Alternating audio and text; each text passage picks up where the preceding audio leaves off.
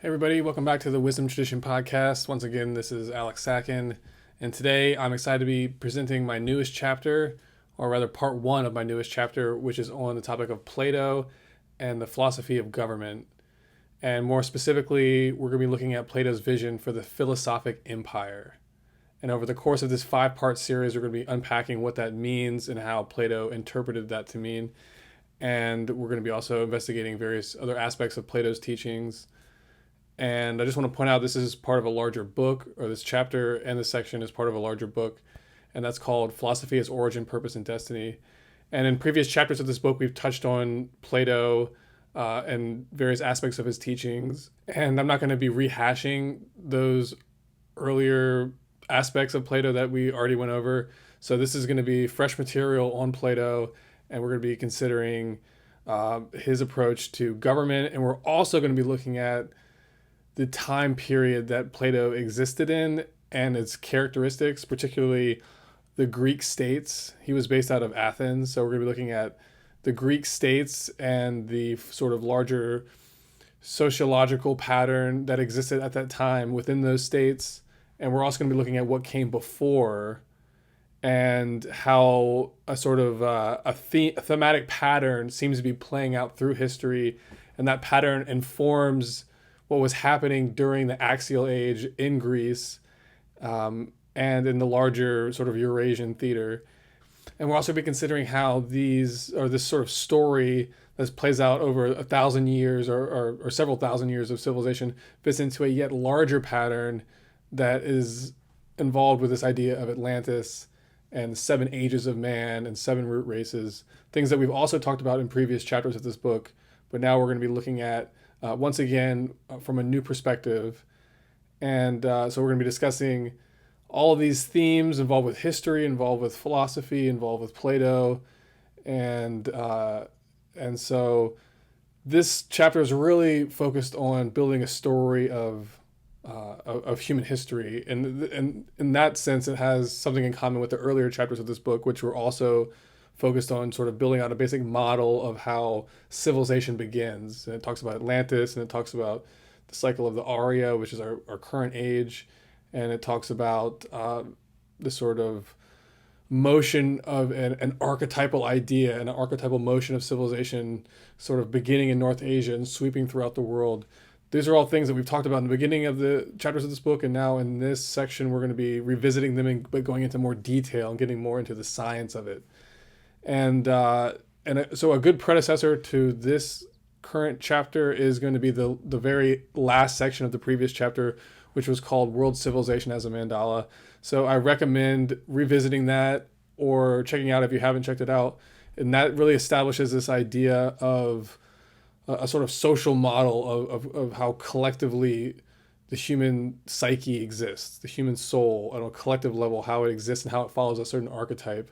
And that archetype is sort of shared with the world above, or a larger system above, but also with each individual human as a microcosm. So there's this idea there's an archetypal pattern that's manifesting through mankind, both collectively and individually, and that this archetype is actually held within the world, or within the collective soul, the world soul as an archetype. So these are all themes that we're going to be discussing in detail in this chapter, and looking at how human history is influenced by these patterns and themes that you only will begin to understand through a study of philosophy. So that's part of the value of philosophy, is that it allows you to investigate things that we're all interested in, like human history, but take it into a level of detail and analysis that's not possible when you purely stick to science without reference to this esoteric tradition. So that's going to be the sort of trajectory that we're going to be going on over the course of this series. Again, it's going to be 5 parts. And in this first part, the one that we're going to be going over today, the focus is on establishing a context for Plato. So we're not really going to talk about Plato today very much. We're mostly be talking about the Greek states and the form of empire that was characteristic of that time period. So Plato would have been observing this sort of pattern of empire, and we're going to be comparing it to an earlier pattern of empire.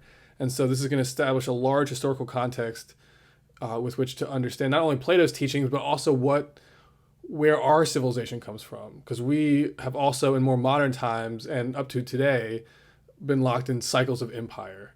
And so the American empire is very much the dominant theme today, and it seems to be in a state of transition at the current moment with this sort of great reset idea, the move into perhaps a global civilization, a formal global civilization. So that's the very kind of ideas that we're going to be talking about today, how Plato envisioned a world civilization, and how and what he envisioned the role of philosophy to play in that world civilization. So these patterns of empire, we're going to be talking about them and leveraging Plato's idea of archetype and looking at how a sort of archetypal pattern of a rise and fall tends to repeat throughout history in different forms.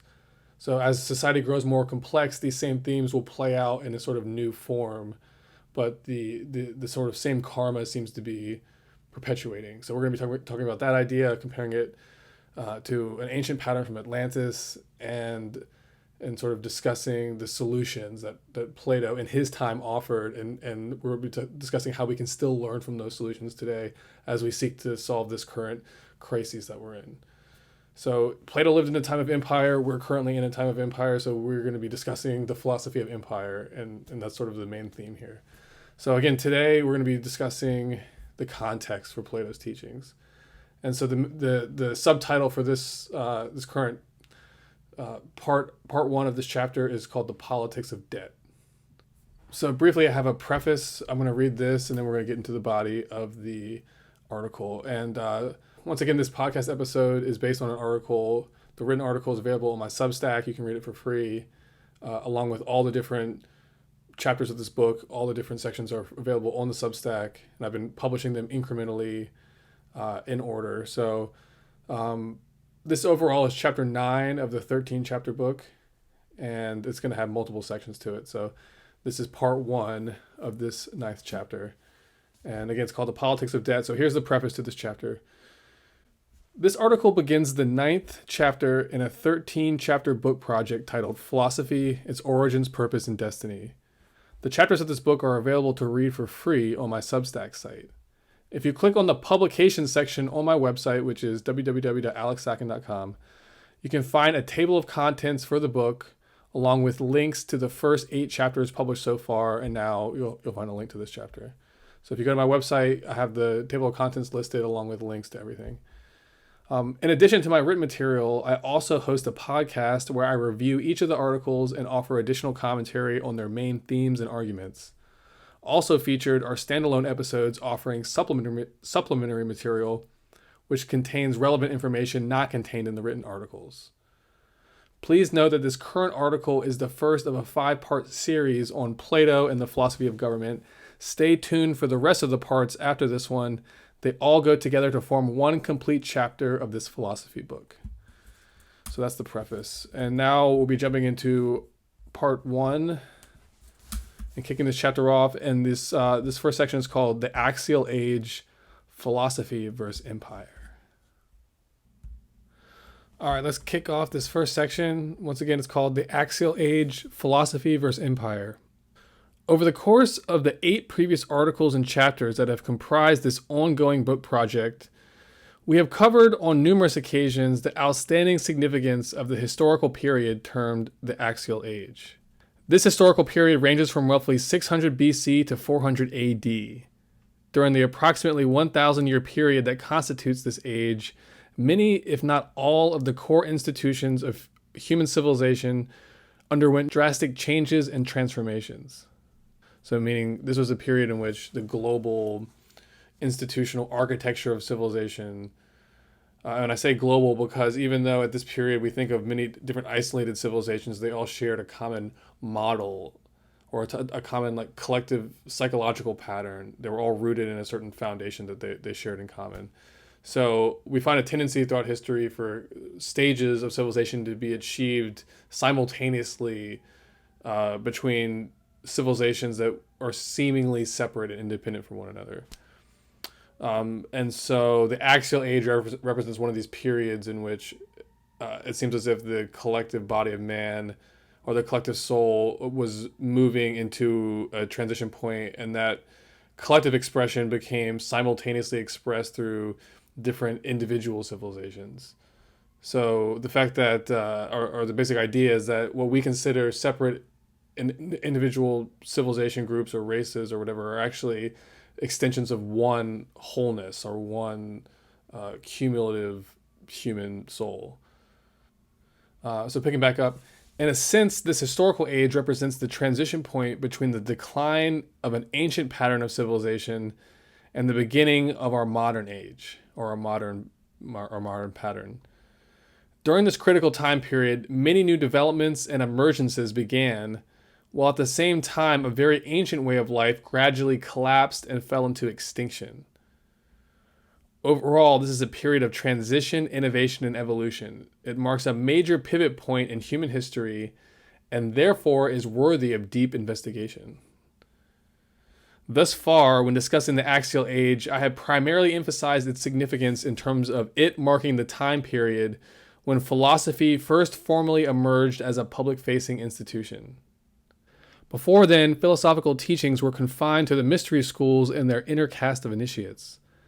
At this time, the mystery schools were preserved within the institutional architecture of the state religion.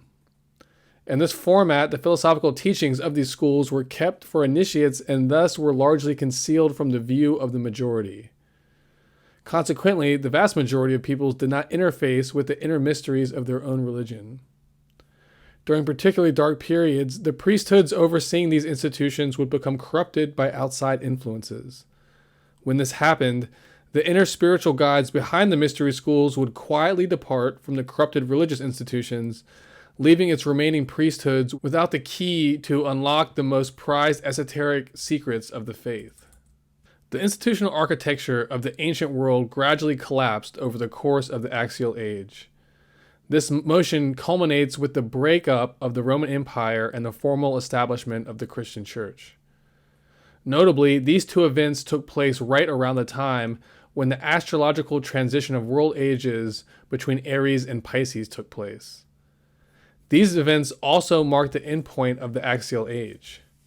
As if by destiny, the events of the axial age come together as a perfect representation of creative destruction, clearing out the institutional architecture of the previous age so that a new world order could be born out of its ashes. So the axial age, which comes right at the end of the sort of pagan era of civilization, pagan pattern of religion, with the mystery schools within the state religion, that whole order, which exists back in a sort of fashion that stretches back, it changes forms, but it really stretches back into deep antiquity, that pattern comes to a final end with the events of the axial age.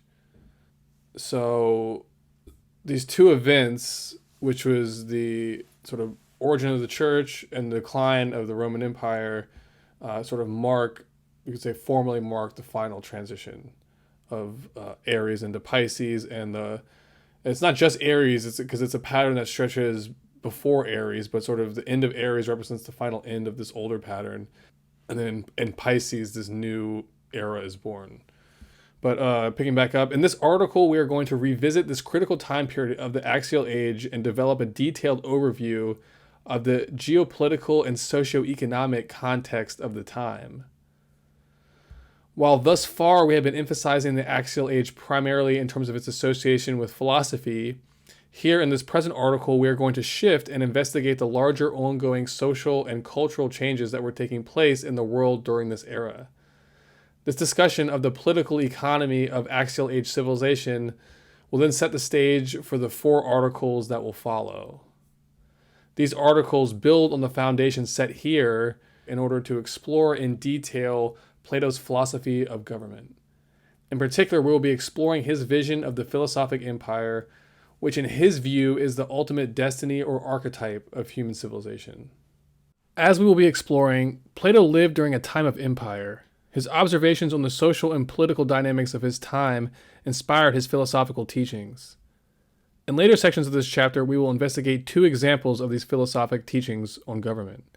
In one, he utilizes the Atlantis myth to diagnose the karmic causes of empire, and in another, he envisions the Philosophic Empire as the ultimate purpose and destiny of government. In his teachings, Plato emphasizes the necessity of applying philosophy to the task of political and economic governance. He argues that society will never attain stability, let alone beauty, as long as its leadership class remains untutored, undisciplined, and selfish. The solution is therefore to train these leaders to become philosophers. Plato advocated for philosophy as a solution to the social and political ills of society. By promoting philosophy, he sought to inspire a social and political movement that would reorient the direction of empire, shifting it from one ruled by self-interested tyrants to one governed by philosophers. In Plato's view, a world civilization must be a philosophic empire. In the philosophic empire, all aspects of human life are brought into alignment with the law. This law is natural law. It is the law of the universe, of nature, of our own physical and psycho-spiritual anatomy. This is the law that scientists study and attempt to map. It is also the same law that dictates what is and isn't sustainable as a human activity pattern. That which is sustainable is that which is lawful. That which isn't lawful will not and cannot sustain itself. This is the nature of Plato's teachings, and this article is dedicated to the task of building a larger historical context to these teachings, and more specifically to Plato's vision for the philosophic empire. I want to begin by comparing his idealistic vision for empire with the harsh realities of the materialistic empires that plagued Eurasian civilization during his lifetime. In the following sections, I will begin our multi-part exploration of Plato and the geopolitics of the axial age by first zooming out and exploring several overarching trends in human civilization that were already playing out and unfolding by the time the axial age formally begins. As we will see, these are trends which began developing over the course of several millennia prior to the axial age. In many ways, these historical trends come to a culmination point with the events of the axial age. Therefore, to understand the lessons the axial age has to teach us, we must first understand what came before. And that is the end of this first section. It's called The Axial Age, Philosophy versus Empire. So now we're going to be looking at what came before. And that is the River Valley civilizations of 4000 BC, which is roughly 4000 BC because it extends somewhat before then. But roundabout 4000. So that's where we're going to begin in this next section. All right, so part 2 of this current article is called What Came Before, the River Valley Civilizations of 4000 BC. As introduced above, the events that unfolded over the course of the axial age took place as the end product or culminating point of several large-scale patterns and evolutionary motions that have been playing out within the collective body of human civilization over the course of millennia. Before looking at these precursors to the age, let's first define what exactly the axial age is and what made it special. Defining the main characteristics of this age, Encyclopedia Britannica writes that, quote, "The axial age is the period when, roughly at the same time around most of the inhabited world, the great intellectual, philosophical, and religious systems that came to shape subsequent human society and culture first emerged. With the ancient Greek philosophers, Indian metaphysicians and logicians who articulated the great traditions of Hinduism, Buddhism, and Jainism, Persian Zoroastrianism, the Hebrew prophets, the 100 schools of ancient China, most notably Confucianism and Taoism. These are only some of the representative axial age traditions that emerged and took root during that time." Britannica also informs us that, quote, "the phrase originated with the German philosopher Karl Jaspers, who noted that during this period there was a collective psychological shift, or a turn as if on an axis, away from more predominantly localized concerns and toward transcendences." Overall, the axial age marks a critical phase in the evolutionary development of the human race. It also marks a significant stage in the gradual emergence of globalization, a process that had already been underway well before the 6th century BC. Over the course of this age, but already in some instances in the centuries preceding it, there emerged an almost continuous zone of civilization across Eurasia, one that was increasingly interlinked through the bonds of empire, trade, conquest, and migration. This civilization zone extended from China in the east, westward through India, Persia, and Mesopotamia, and into the Greek states of the Mediterranean region. Each of the main civilization zones that took part in these great axial age transformations were regions that had in previous millennia already experienced the rise and fall of great civilizations. In particular, Egypt, India, Mesopotamia, and China played host to 4 great civilization zones during an extended period stretching from roughly 5000 to 2000 BC.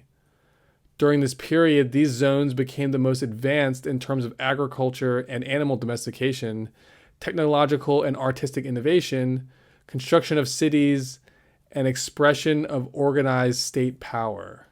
These 4 civilization zones all emerged in fertile river valley regions, which is why we call them the river valley civilizations. So these include the Egyptian civilization zone emerging around the Nile, the Harappan civilization by the Indus and Sarawati rivers, which is Indian, ancient Indian, the Mesopotamian civilizations around the Tigris and Euphrates rivers, and Chinese civilization along the Yellow River in China. These river valley regions provide large, continuous areas of fertile soil. The ability to generate high crop yields allows for a large population to emerge in each of these regions. However, alongside this growth in population, new social and political demands arise. Notably, the need for a strong central state to coordinate, regulate, and distribute the economics of the collective agricultural operation. Geographer Felipe Fernandez Armesto elaborates, quote, "Intensified agriculture clearly unlocks a potential pattern. More food makes it possible to sustain larger populations, to concentrate them in bigger settlements, and to divert more manpower to non-agricultural activities. But intensification also requires organization. It calls for someone or some group with power to divide land, marshal labor, and regulate the distribution of water and fertilizer. Surplus production needs to be guarded in case crops fail or natural disasters strike. This central state authority is also necessary in the resolution of legal disputes and for stockpiling and allocating stored resources, particularly during times of drought or famine."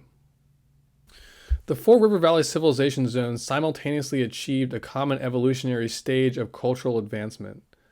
In the next section, we are going to investigate the economic, political, and sociological dynamics that underpinned these early agrarian states. All right, the next section is called the sociology of early states. The early river valley states all adopted a monarchical form of government.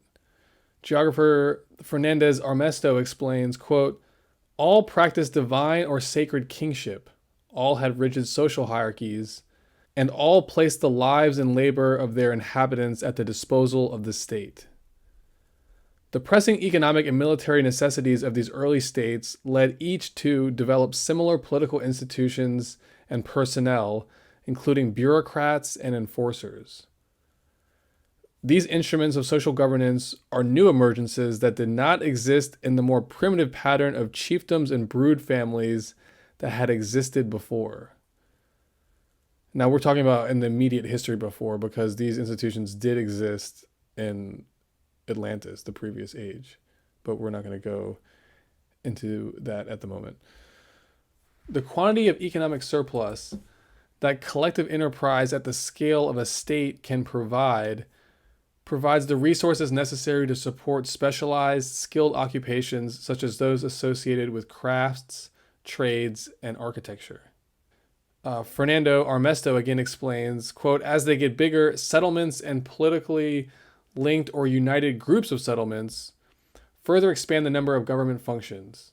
Where once there was just a chief and his counselors, now there are aides, advisors, officials, and administrators. In chiefdoms, the chief and a few counselors handle all the business of government. In a state, those functions get split among groups of specialists who conduct activities such as, quote, administering justice, handling revenue, or conducting war. These authorities organize subjects into categories or classes according to the needs of the state, which include collective labor, taxation, and war. In states, economic complexity also grows. Quote, where many people settle together, and as markets grow, settlements acquire more craftsmen who engage in more specialized trades and who organize into more and larger units. Economically and politically, these early states, like our modern ones, are organized as an alliance between four castes: the state or warrior caste, the priesthood and scholarly caste, the merchant, banking, and aristocratic caste, and the peasant or labor caste.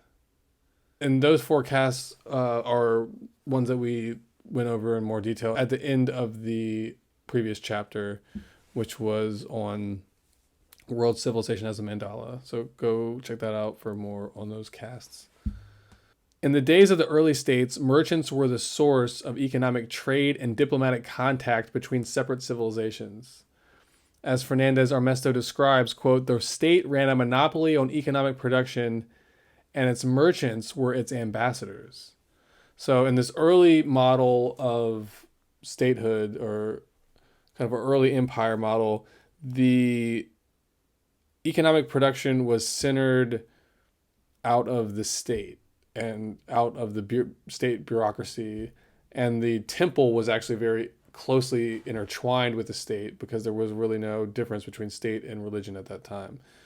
So picking back up, merchants as a class are innately nomadic, however. Over time, as states rise and fall and monarchs come and go, this caste of nomadic merchants develops its own perspective. Gradually, the allegiance of this merchant class begins to shift away from being loyal to the needs of a particular state and instead begins strategically pursuing its own needs, plans, and desires at the expense of the other castes. Because of their importance to the economic development of these early states, this increasingly wealthy and influential class of merchant bankers gained political power over the monarchies of the different states they began trading with. This happened everywhere in a gradual motion. So we say this happened everywhere because all these river valley civilizations seem to attain a certain common plateau of achievement, and then they all kind of fall apart for similar reasons. And this has to do with, as we will see, this issue of debt. In these early monarchies, there was no separation between church and state. The monarch was also the head of the state religion. Ideally, he would also be an initiate of its state mysteries, which the priesthood would serve as the loyal custodians over. In exchange for the loyalty of the monarchy, the priesthood, who was the preserver of all knowledge, promoted the economic development of society by keeping the accounting records of the state, organizing its agricultural cycles, and serving as the storehouse for surplus food, etc. In time, these economic activities would move outside of the custodianship of the priesthood, moving from the temple to the palace. As this happens, economic activity becomes increasingly detached from the morals and ethics of religion and begins to instead follow the competitive logic of politics and business. Ideally, as Manly Hall informs us, quote, it was the function of the state to administer the rights and privileges of the people. Its major concerns were the improvement of security and the happiness of the citizens. In this capacity, it was, quote, the supplier of roads, utilities, and an efficient postal system. It also maintained law enforcement and water rights. However, as religion declines as a dominant factor in human life and material concerns increase in their stead, the orientation of the state begins to change from an internal to an external orientation. Faced with constant economic, environmental, and political instability, these early states developed warlike tendencies. Quote, they needed to grow, and conquests were the only way to guarantee food for an increasingly restless population. Here, the bureaucracy in charge of the economic machine becomes involved with, quote, levying taxes, mobilizing resources for public works, gathering raw materials for manufacture and trade, and equipping rulers for almost constant warfare against neighboring empires or barbarians. Meanwhile, the armies charged with defending the territory of the empire and also of expanding its dominion through imperial conquest were drawn primarily from its peasant class of farmers. A delicate political balance developed between the state and this peasant caste. Each needs each other, but they can also fall out of alignment and come into conflict. As we will see, the collapse of these civilizations ultimately happens as a result of these two branches falling out of alignment. So that's the end of that section. And then next we'll be moving on to the collapse of the River Valley civilizations. All right, next section, the collapse of the River Valley civilizations. The River Valley civilizations of this early era achieved great milestones and cultural attainments over an extended period of time. They also served as a powerful globalizing force, as they were responsible for binding many separate chiefdoms and tribes together into ever larger zones of political and economic organization. Within the larger geographic territories that these early states occupied, they served to catalyze the formation of economic, political, and cultural bonds of connection between peoples previously isolated from one another. Trade and diplomacy were the carrots that served to unite previously separated peoples, while conquest and war were the sticks. Both ways, these early empires served to spread key institutions of civilization into comparatively uncivilized regions. Through them, the boundaries of civilization spread and began bridging humans and societies together into larger and larger patterns of integration. However, while they accomplished much, a variety of factors came together to eventually bring each of these four civilization zones into collapse and ruin. These early states, not unlike our modern ones, were highly stratified. While the higher castes of society enjoyed wealth, privilege, and power, the vast majority were laborers, slaves, or subsistence farmers. This discrepancy during times of drought, famine, or resource shortage led to resentments, which in turn fostered internal rebellions and insurrections. As geographers such as Jared Diamond have pointed out, these early expansion and consumption-oriented empires inevitably faced resource scarcity issues. Continued population growth demanded ever more intensive exploitation of the environment. Natural processes of climate change exacerbated these stresses, further undermining the stability of these early states. It is at this point, when the empire is most vulnerable from within, that attacks from barbarian hordes at the periphery break through and begin fragmenting and breaking down the foundations of civilization. These hordes represent entropic forces tasked with breaking down an order of civilization that had crystallized into an unsustainable pattern. Geographer Fernandez Armesto notes that beginning around 1500 BC, each of these great river valley civilizations faced social collapse and political dissolution. By 1000 BC, quote, war, natural disaster, environmental exploitation, and social and political disintegration had strained or shattered most of the big states and civilizations that had emerged. He continues, by 1000 BC, failed states littered the landscape. Some of the world's most spectacular empires broke up. Food distribution centers controlled from palace labyrinths shut down. Trade was disrupted. Settlements and monuments were abandoned. The literacy of these civilizations was lost, their writing systems forgotten. So complete was the collapse of these early civilizations that when writing resumed in these regions centuries later, the inhabitants had to invent new alphabets. So the collapse was complete. In the next section, we'll be looking at themes. We'll be highlighting themes behind the rise and fall of river valley civilizations. So we're going to begin this next section now. The first theme is the separation of church and state and the secularization of law. The basic story of how the first states arose is relatively straightforward. One local chiefdom rises up, conquers other surrounding communities, and binds them all together into a common political, economic, and cultural zone of activity. This new emergent social entity, the state, provides many important benefits to its community of subjects. These include economic integration, political unification, and enlarged military and defense capacities. The spreading economic and political boundaries of the state require it to consolidate numerous different cultural, linguistic, and religious systems together. The task of these states was to modify but not entirely overthrow the previous legal codes and cultural foundations of conquered populations. This means that, out of practical necessity, large empires required broad and adaptable legal concepts that could be fitted into numerous different cultural systems at the same time.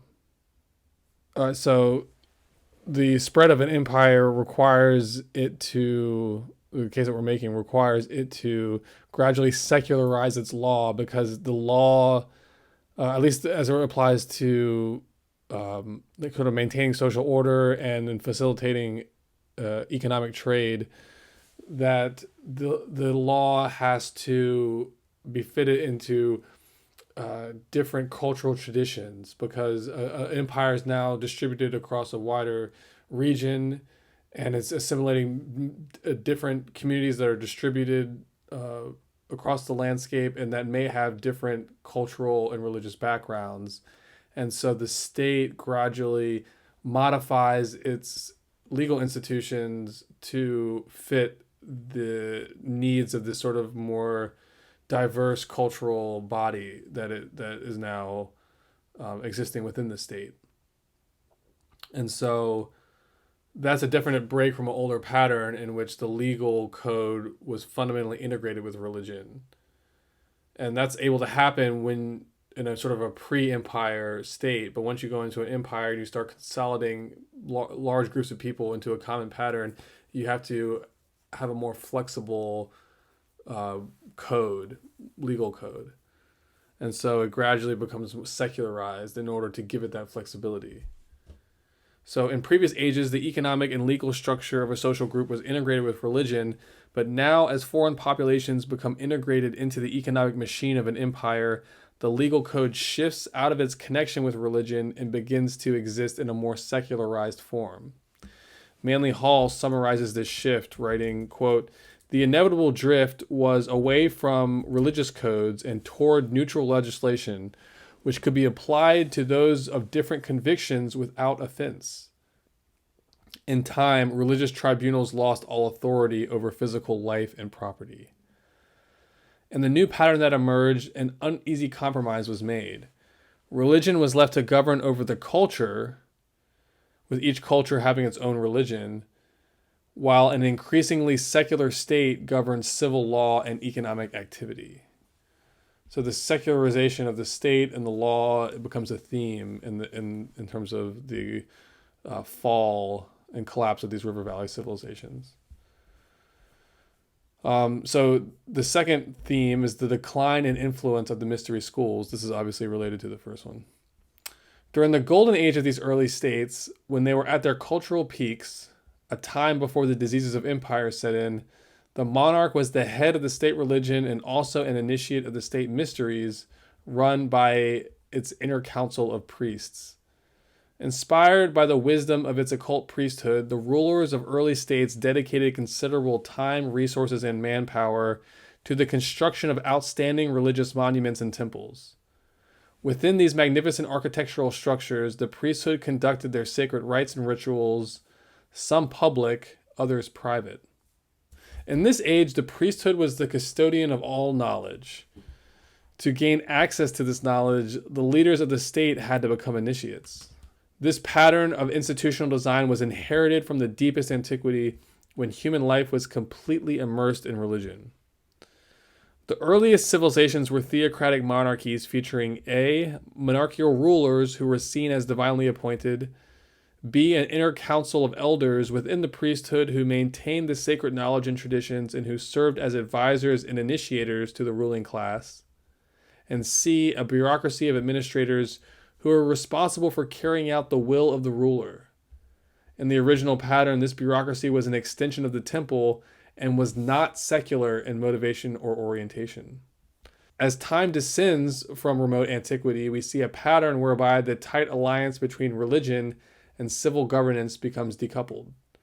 Gradually, the state seeks to express its independence and autonomy from the temple.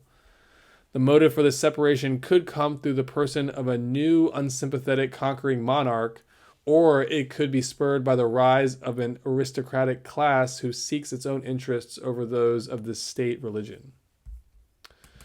Often, a new faction of political rulers, frustrated at being unable to control the priesthood or gain access to its sacred knowledge without having earned it through initiation, turned against them, casting them out or killing them and replacing them with cronies who lacked wisdom but who would play the part in order to appease the masses while serving the interests of the state.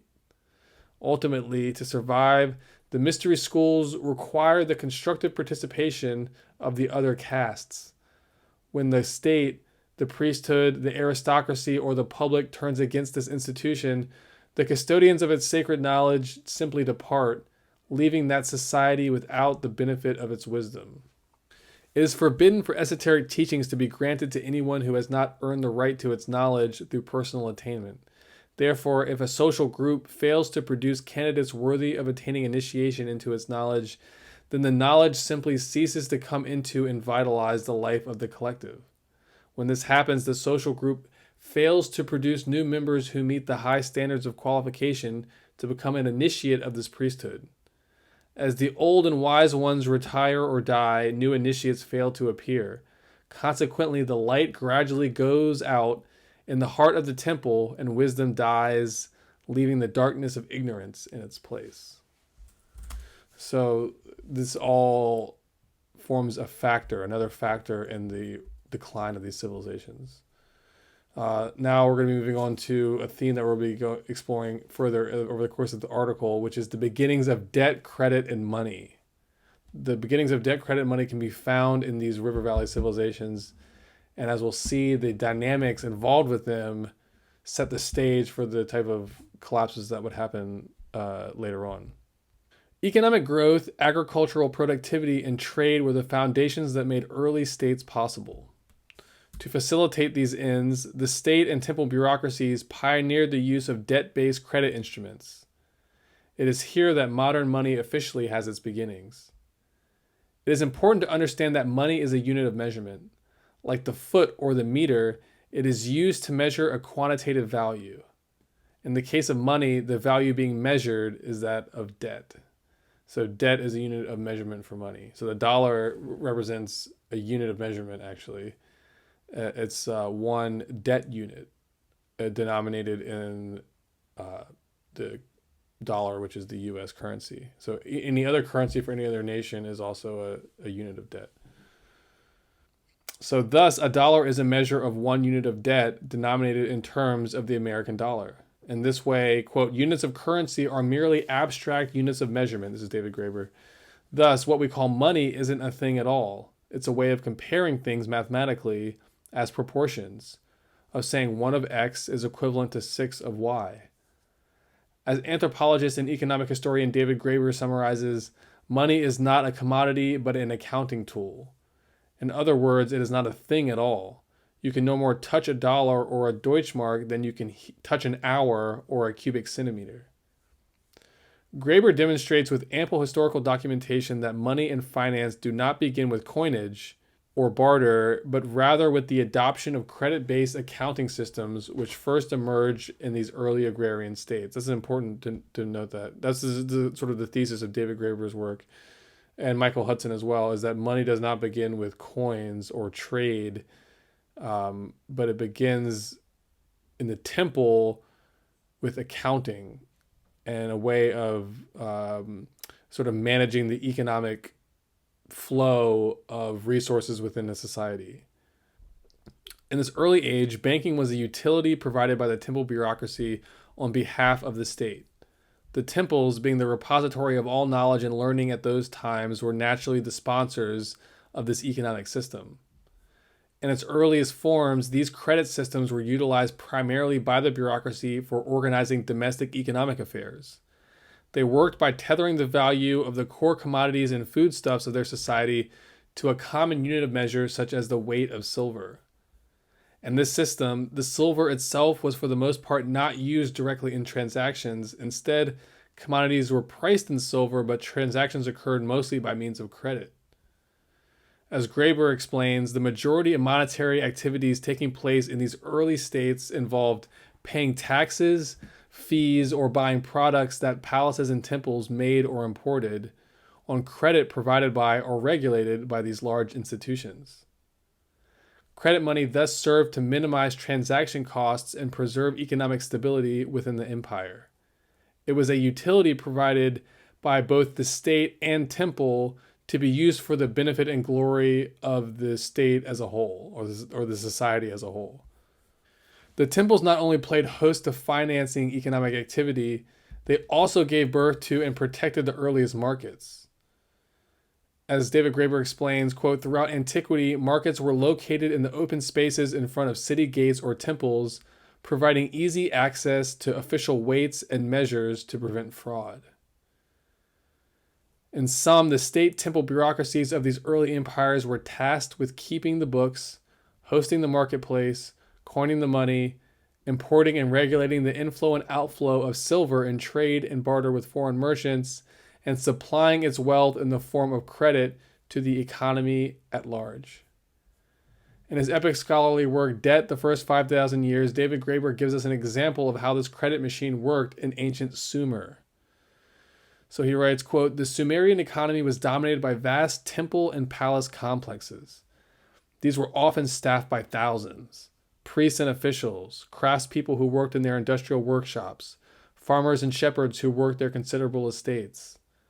By the time the curtain goes up on Mesopotamian civilization around 3500 BC, temple administrators already appear to have developed a single uniform system of accountancy.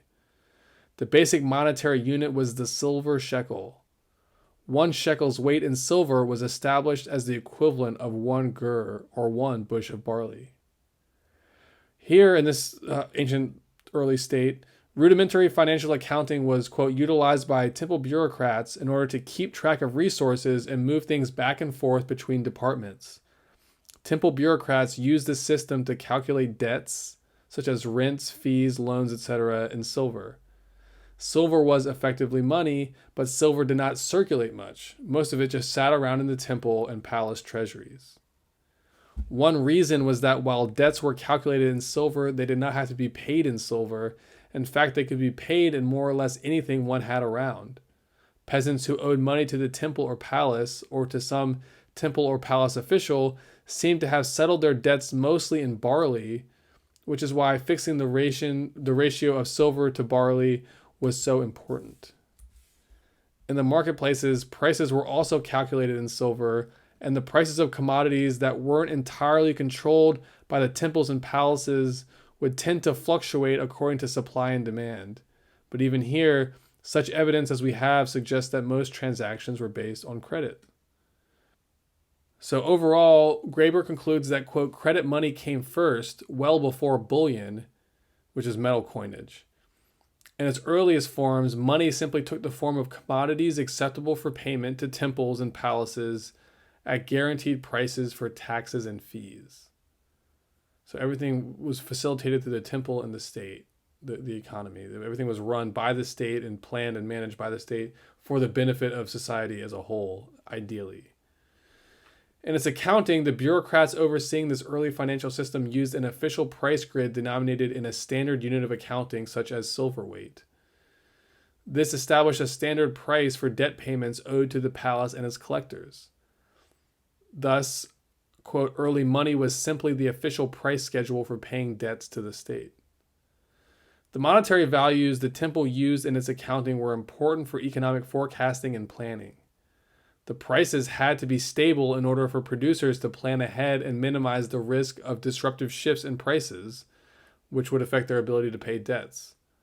So official price equivalencies served as an adjunct to fiscal policy while avoiding instability. According to Graeber, this is the true context in which money originates. It does not begin with coinage or barter and trade. Rather, quote, coins came much later, and their use spread only unevenly, never completely replacing credit systems.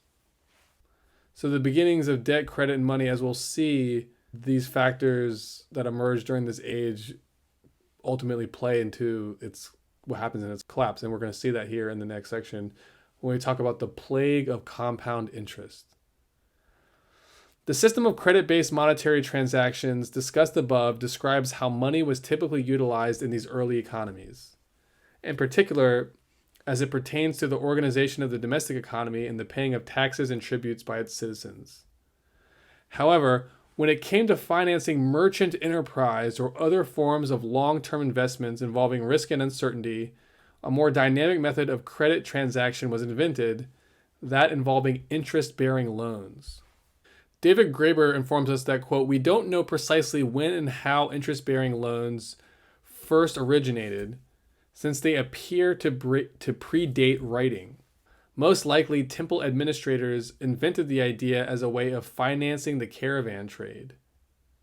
Temple administrators developed the habit of advancing goods to local merchants who would then go off and sell goods overseas, and interest was just a way for the temples to take their share of the resulting profits.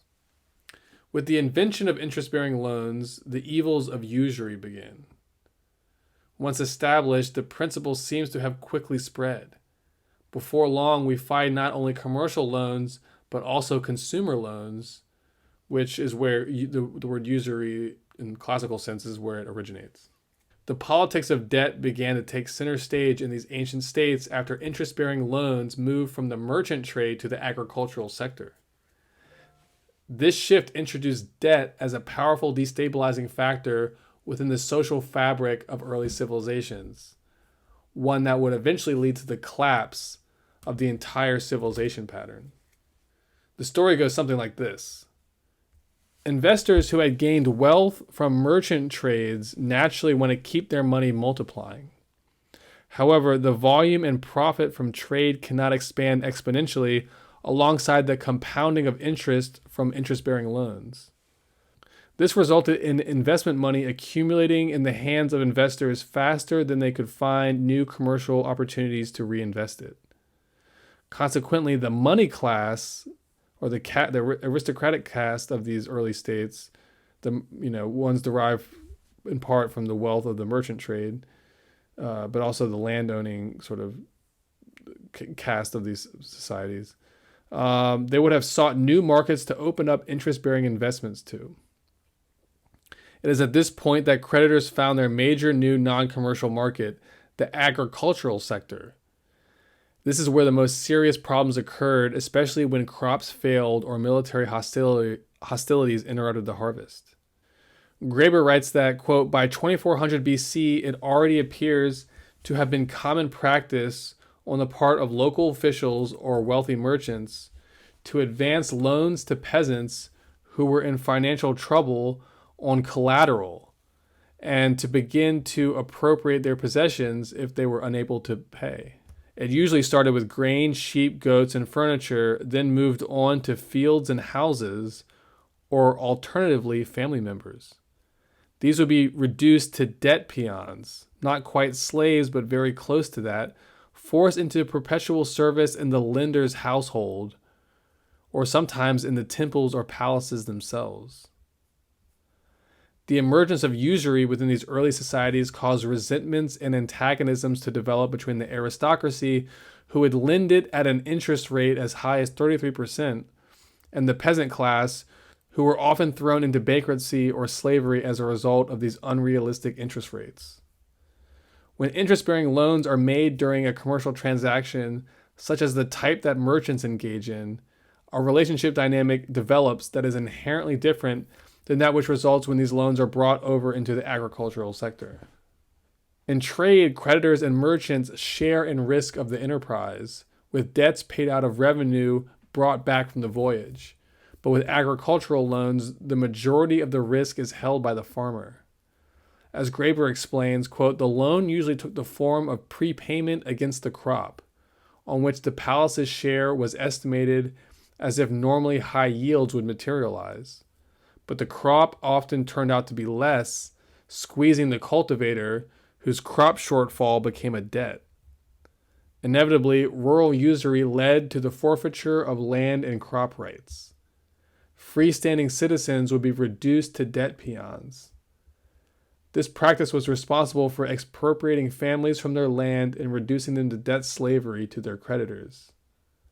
Sadly, as Graeber notes, quote, a frequent practice was for debtors to pay interest by pledging their family members as bond servants to work for their creditors. Economic historian Michael Hudson summarizes the situation. Quote, ever since interest began to be recorded in ancient Mesopotamia, the defining financial character of economies has been the tendency for debts to multiply so rapidly that large numbers of debtors have had to settle their obligations by selling or forfeiting their property. Throughout most of recorded history, such asset transfers are so widespread as to transform the distribution of land and other wealth. Graeber notes that, quote, the effects were such that they often threatened to rip society apart. If for any reason there was a bad harvest, large proportions of the peasantry would fall into debt peonage. Countless families would be broken up.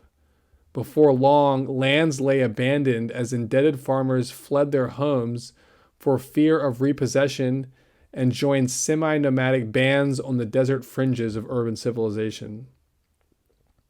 To illustrate this point, Graeber points out that these types of catastrophic debt crises are noted in ancient Jewish scripture. Quote, it would seem that the economy of the Hebrew kingdoms by the time of the prophets was already beginning to develop the same kind of debt crises that had long been common in Mesopotamia. Especially in years of bad harvests, as the poor became indebted to rich neighbors or to wealthy moneylenders in the towns, they would lose the titles to their fields and instead become tenants on what had been their own land. And their sons and daughters would be removed to serve as servants in the creditors' households or even sold abroad as slaves. The earlier prophets contain allusions to such crises, but the book of Nehemiah, which I'm probably mispronouncing, which was written in Persian times, is the most explicit. Faced with the potential for complete social breakdown and a collapse of the state due to the catastrophic effect of these types of policies, the politics of debt became a central issue in the rise of early empires. The nature of the issues surrounding credit, debt, and usury are ones that not only exacerbate political tensions and economic pressures within the internal boundaries of a civilization, they also compromise the state's ability to defend and protect its borders, as a large percentage of its standing army from the peasant class is not available because they have been ensnared into debt bondage and slavery by the creditor class. From this perspective, or from the perspective of the state, the dynamics of usury ultimately undermine its own foundations. One primary means by which the state's interests are undermined is through the economic enslavement of the population, leaving it less able to defend the state's borders. Another is through debt deflation, where the overall economic productivity of the state begins to decline as a result of the parasitic behavior of its financial class, which sucks up at an unsustainable rate the resources of the collective, leaving in the end society as a whole to die for lack of nutrition. In his decades of research work, economic historian Michael Hudson has repeatedly emphasized the point that interest-bearing debt or usury has been one of the key factors behind the collapse of civilizations ever since its initial invention thousands of years ago. Hudson explains that when debt deflation caused by usury sets in, quote, the proceeds of society's economic growth have to be allocated to pay debt service, absorbing the revenue that otherwise would be available for direct investment and enhancement of living standards. This shrinks the organic or real economy's ability to produce a surplus while still managing to pay creditors, invest in future production, and increase living standards. The gradual sterilization of society is an inevitable outcome as financial claims run ahead of the economy's ability to produce and pay.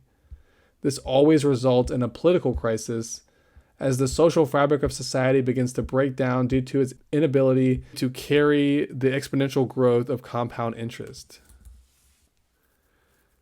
Ultimately, the state economy as a whole is bankrupted by the process, with much of its population turned into slaves unless they revolt.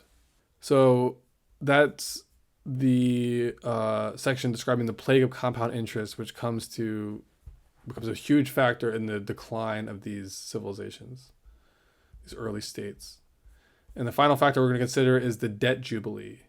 Because of the outstanding importance to the stability of civilization that it poses, the politics of rural usury and debt deflation were at the foundation of the religious movements of the day. David Graeber explains that, quote, the laws governing the growth of debt were at the core of the emergent religious doctrines of the ancient Near East, including those of Judaism, early Christianity, and Islam. During this era, the lasting greatness of a civilization was defined in large part by how they dealt with the issue of debt. Whether a state survived or failed depended on whether it was able to navigate itself out of the quagmires of debt deflation and economic enslavement. As Hudson explains, something must give when the mathematics of interest-bearing debt overwhelms the economy's ability to pay. For a while, the growing debt burden may be met by selling off or forfeiting property to creditors, but ultimately an active public policy response is needed to save the economy's land and natural resources, mines and public monopolies, physical capital, and other productive assets from being lost to creditors. As a solution to this issue, Sumerian and later Babylonian kings devised a clean slate or debt jubilee policy, wherein they would periodically announce general debt amnesties for the subjects of their kingdoms. Summarizing the orientation of these clean slate policies, Graeber informs us that, quote, such decrees would typically declare all outstanding debt null and void, while commercial loans were not affected. And these decrees would also return all lands to its original owners and allow debt peons to return to their families. Through the Jubilee policy, a monetary drain was avoided in bad harvest seasons when production would underperform the expected interest return of the financier class. It was at this critical point that the monarch would step in and cancel agrarian debts. This allowed the consequences of debt deflation and debt peonage to be kept under control without completely eliminating the credit mechanism altogether. Historical records indicate that this practice was followed in Babylonia and Sumer. In Judaism, the Jubilee policy is mandated. Much later, early Christianity and Islam grew rapidly in popular support due in large part to their denunciation of usury. So as we can see, usury becomes an agent of destabilization and death and destruction, and it falls, and sort of these early states fall victim to it, almost all of them, or even all of them, without fail. So it becomes a problem as you grow and expand as a state, naturally the social and political and economic dynamics start to change, and a sort of mindset of greed can infect a whole class of people, a whole group of people simultaneously, this sort of aristocratic class, this financier class. And sort of that class, as a result of them gaining power and the state and the people becoming more dependent on them, they sort of take over the rulership or some of the aspects of government and governance, but they're totally serving their own self-interests. And in doing so, they become this destabilizing agent for society as a whole, because they're taking over aspects of the state, but their focus isn't on the people or on the well-being of the state, it's on the well-being of themselves. And that right there becomes a dynamic that will kill a state in the same way that a parasitic cancer or a malignant cancer or a parasitic growth will grow at the expense of the rest of an organism, a biological organism, and it will result, if left unchecked, its growth will result in the death of that organism and the death of itself, because it dies along with the host. And that's what we see happen in these early civilizations. It's a type of collective psychosis that happens because of these shifting psychological dynamics and shifting material dynamics. They kind of come together and they create a sort of perfect storm that leads to a type of a pattern of collapse that is evidenced all over the world, or all over Eurasia in the same time period. All right, so next section, the politics of debt and the rise of oligarchy. From the standpoint of the long-term evolution of human civilization and the emergence of new forms of social complexity within it, an important new political factor emerged on the world stage as a direct result of the outcomes of these early river valley civilizations. This new power player emerges in the form of oligarchy. It would officially reveal itself a few centuries after the final collapse of the early river valley states, at the onset of the Axial Age period. Since its point of first emergence, the oligarchy has grown steadily in power and influence as a key actor on the world stage. In mankind's original monarchical form of government, the state is ruled by the absolute authority of one individual. This changes with civilization's move into oligarchy. With oligarchy, governance moves from the one monarch to a coalition of elite interests. These become the oligarchs, who politically compete with each other for influence over the overall system, which no single individual dominates completely. From a long-term evolutionary standpoint, the move of monarchy into oligarchy signifies a pluralistic motion moving into the realm of human governance, one where the responsibilities for governing the state move from the control of one absolute monarch to that of a small elite group. From this viewpoint, the evolution of society from the simple format of one kingdom, one ruler to the more dynamic concept of one kingdom, numerous governors seems inevitable, particularly as society grows in complexity. In particular, the move from monarchy to oligarchy coincides with the rise of a vast state bureaucracy, one which oversees the flow of resources within the expanding imperial state. The heads of key departments of this bureaucracy, in conjunction with wealthy families within the merchant and landowning aristocratic classes, end up positioning themselves to become the dominant factions of this oligarchy. These factions conspire to express their shared political and economic interests over those of other constituencies within the social collective, which are perceived now in a competitive light. So you see, the emergence of oligarchy represents a competitive logic moving into society and a factionalization and a fragmentation of the social unity. And so the different elements of society begin to compete with each other for resources and influence. So with oligarchy, power becomes politically negotiated and managed among a group of elite, rather than wielded with absolute authority by one central figure. In the original forms of monarchical government, the various powers of religion and state were aggregated together and vested in the being of one all-powerful person. As monarchy cedes to oligarchy, these powers begin to decentralize and become vested within a coalition of elite families, guilds, and mercenary groups, each of which ends up forming its own dynasty of hereditary descent. In oligarchical models of state governance, power is diversified. It is held in different forms by competing interests who are semi-autonomous from one another. The power of these oligarchs arises from the control each has over some resource of societies, be it governmental, economic, legal, religious, or cultural. Keeping in mind the concepts of usury and the politics of debt deflation discussed earlier, the story of the rise in political power of the oligarchical class is relatively simple and straightforward. Over the millennia-long span in which the rise and fall of early Eurasian and North African empires took place, new innovations such as interest-bearing loans and coin-based trade economies were developed and implemented. Initially, these new financial innovations developed in collaboration between the state and merchant classes. When a pressing debt crisis would arise, however, a question would arise about whether to offer a debt jubilee or not. If the merchant, banking, and land-owning classes gain sufficient wealth and garner enough influence over the state, then they can mandate that this sort of canceling of the debt does not take place. In this manner, the aristocracy moved to usurp political control over the state, redirecting its policies and laws so that its own interests are preserved and those of the other castes sacrificed. Together, a corrupted state and a greedy aristocracy combine to either corrupt, overthrow, or ostracize the priesthood.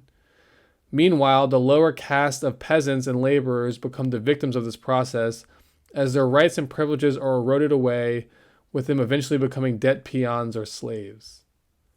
The key circumstance that allows the parasitic takeover of the financial and aristocratic classes over the rest of society comes with the rise of rural usury and the politics involved with the debt deflation that results. The dynamics of debt deflation are harmful to every caste of society except the aristocracy. The lower classes of subsistence farmers and laborers are disenfranchised and fall into a state of absolute dependency to an insulated caste of financial oligarchs. Meanwhile, the state and monarchy see their kingdoms atrophied from within, and then their weakened state inevitably destroyed from outside attacks from barbarians or competing empires.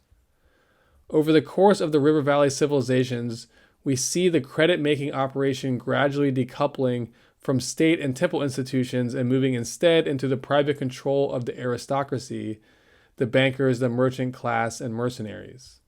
Consequently, these empires become increasingly dependent upon the land-owning aristocratic caste, with the dominant families of this caste aligning to become a powerful bloc of political and economic interests, i.e., an oligarchy. To the extent that this new aristocratic class can maneuver an increasingly vulnerable imperial state into granting it the right to make usurious loans to its people, and to have those loans be protected by the legal and enforcement arms of the state, then the archetypal dynamics of debt deflation, empire, slavery, and social collapse will in time inevitably follow. So that's the end of that section, and now we're going to be moving on to the next part of this article. It's called The Axial Age, the Reemergence of Empire, and the Tyrant Economy. And we're going to be picking up on this theme of empire and debt deflation and usury and oligarchy, and we're going to see these things really take root and blossom during the Axial Age. All right, so next section is called The Axial Age, the Reemergence of Empire, and the Tyrant Economy. In large part due to the consequences of debt deflation, the first wave of River Valley empires fell into ruin. In these early states, the collapse of the initial social order was complete and total. In those areas where the state finally collapsed or succumbed to outside invasion, civilization regressed back into a primitive subsistence level of existence, with mankind receding back to a tribal pattern of organization. In these destroyed regions, it would be centuries before civilization would be resurrected. When it finally was, an entirely new cultural system emerged, with almost no memory remaining of what had come before. While in the end these early states would experience a complete and total collapse, during the course of their initial run, these early empires left a legacy that would, in time, inspire the peripheral cultures they encountered to imitate and reconstruct their model of statehood and empire, while adding important new innovations in the process. One of the side consequences of the rise and fall of the early empires is that they, quote, spilled people, technologies, and means of life into frontier areas that had been little populated. And that's from the geographer Fernandez Armesto. It is in these frontier areas that, within a few centuries, a new model of empire would shortly arise. In this second wave of empires, one whose onset coincides with the beginnings of the Axial Age, we find the pattern of oligarchy replacing that of the old monarchical pattern in a much more explicit way.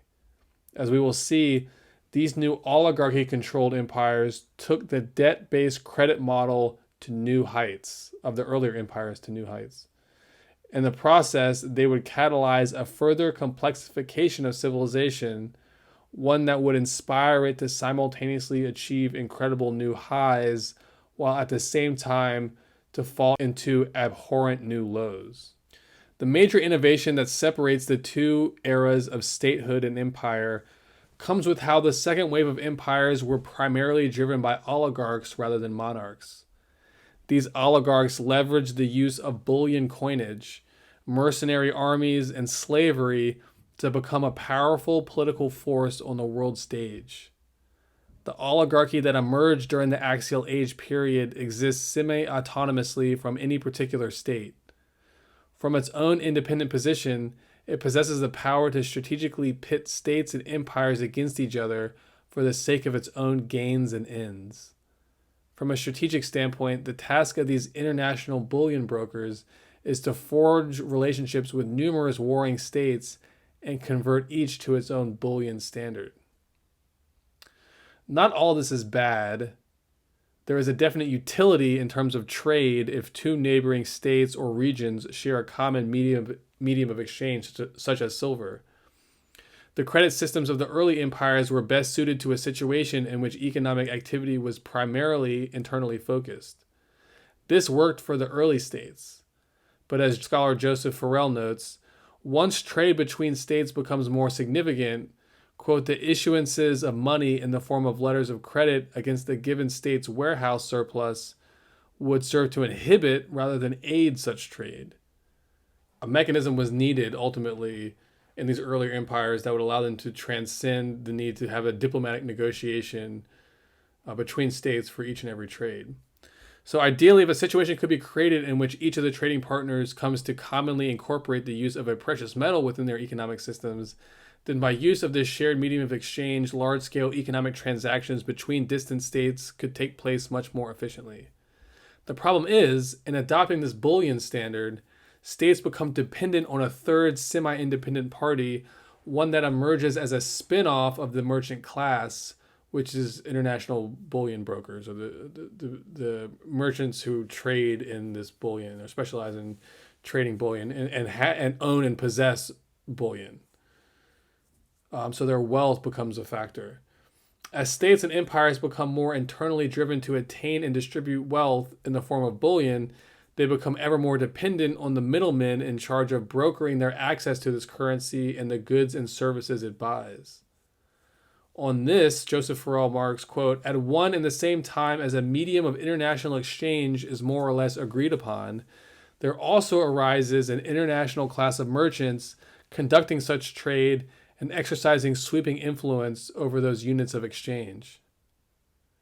Writing on the emergence of this new money class, Joseph Farrell quotes one respected historian of this period, a guy named Heichelheim, who informs us that this new class of oligarchs, quote, were comprised for the most part of members of the nobility who themselves had made the grade using the new political and economic possibilities of their time to overthrow their equals and to subdue their whole state temporarily. The economic foundation of the oligarchical class that emerged during this period is based on war and debt. Essentially, the oligarchy that rises to replace monarchy is one comprised of war-making profiteers who exist as an alliance between aristocratic families, bankers, and specialized guilds, existing at this time almost as proto-corporations, who were involved in mining, manufacturing weapons, and building mercenary armies. The business model of this war-making machine is to ensnare a state or empire in war debts denominated in bullion. These debts make the leadership of the state economically dependent on this cartel. This dependency leads them to re-engineer the internal economy of the states in ways that accommodate the long-term needs of the cartel and not the state itself. One of the key changes that states ensnared by loans from this cartel are coerced into making involve the implementation of a privatized debt-based currency system rooted in the use of silver coins, or bullion. This new system becomes implemented at all levels of the domestic economy, replacing completely the previous credit economy that had traditionally been used for economic transactions and that was run by the temple or the state. So this becomes replaced by essentially a private system. As discussed above, the first wave of River Valley empires used silver primarily as a measure of value. But most people did not actually possess or transact directly with silver. Instead, they merely priced the value of their goods and services in terms of its weight. The result was a two-tiered economic system, with the state transacting with its merchant class in silver bullion and its peasant class primarily with credit and grain. With the rise of the second wave of empires, this dynamic changes. The oligarchs position themselves to become the private bankers of the state and its people. In so doing, they take over the role that once belonged to the temple or state bureaucracy, transforming banking from a public utility to something run by private enterprise. It is here that the cash economy arises. So this is where coins come in. The new economic paradigm is controlled almost entirely by the oligarchy. In particular, through its control of finance, this cartel gradually positions itself to take over key functions of the state. In so doing, it is able to re-engineer the state and its laws to exclusively suit the needs of itself rather than those of the kingdom or its people as a whole. Scholar Joseph P. Farrell calls the situation that results the tyrant economy. Farrell observes that the oligarchs behind this tyrant economy were often compelled to, quote, introduce the coin economy pattern into the area over which they ruled, in order to A, gain an upper hand over their enemies, B, stabilize the position of the peasantry on the land, and C, expand and rebuild the state economy toward a central distribution of money and goods, one that would be directed toward financing mercenary armies, bodyguards, and various political friends and parties. The new coin economy that the oligarchs introduced is one where wealth becomes heavily concentrated in the sectors involved with war making. Coins would only indirectly trickle down to the lower caste of peasants and laborers, such as in the earnings gained from farmers selling crops or through wages paid to laborers for massive building operations like the construction of monuments or irrigation canals. So the easiest thing to do to get coins is to become a soldier. The overall dynamic that results is one in which states retain rulership over the populace, while an oligarchy of private financial interests gradually attains rulership over the state. These oligarchs then mismanage the state for their own selfish interests, enslaving the people and keeping them in a state of perpetual warfare and financial uncertainty. So that's the tyrant economy. The next section is called the military coinage slavery complex, and we're going to be going deeper into the features of this oligarchical empire, pattern of empire that emerges during the Axial Age. All right, so the military coinage slavery complex.